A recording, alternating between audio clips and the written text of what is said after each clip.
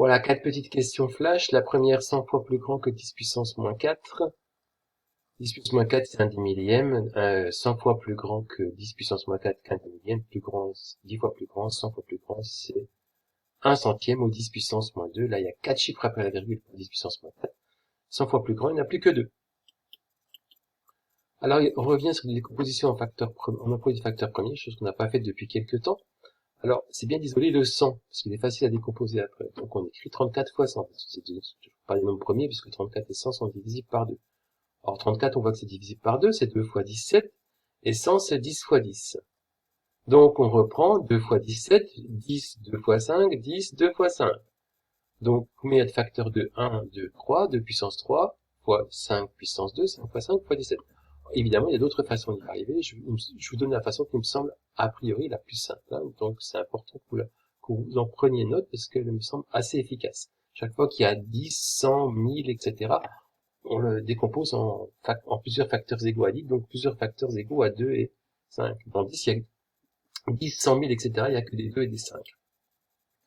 Donc, vous avez à tracer la représentation graphique de la droite représentant cette fonction. Donc, on va faire d'abord l'ordonnée à l'origine moins 2 sur l'axe des ordonnées, le point qui a pour ordonnée moins 2, qui a pour abscisse 0 et ordonnée moins 2. Et j'avance, le coefficient directeur 5, j'avance de 1, je monte de 5. Et puis, je peux tracer la droite qui est ici en bleu. Je vérifie, je remplace x par 0, 5 fois 0, 0, moins 2, ça fait bien moins 2. Je remplace x par 1, 5 fois 1, 5, moins 2, ça fait 3. Pour 1, ça fait bien 3. Donc, ok, ça marche. C'est important de vérifier. Hein.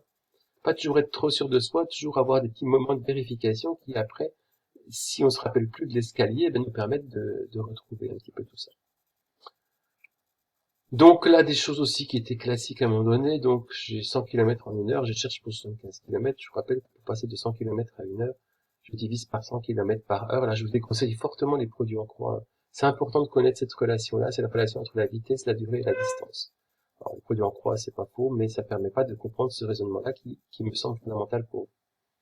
Alors, je divise 75 par 100 servé, c'est 0,75. Donc ici, 0,75 heures. 0,75 heures, c'est 3 quarts d'heure, puisque 1 quart d'heure, c'est 0,1 quart, c'est 0,25. 1 quart d'heure, c'est 0,25 heures.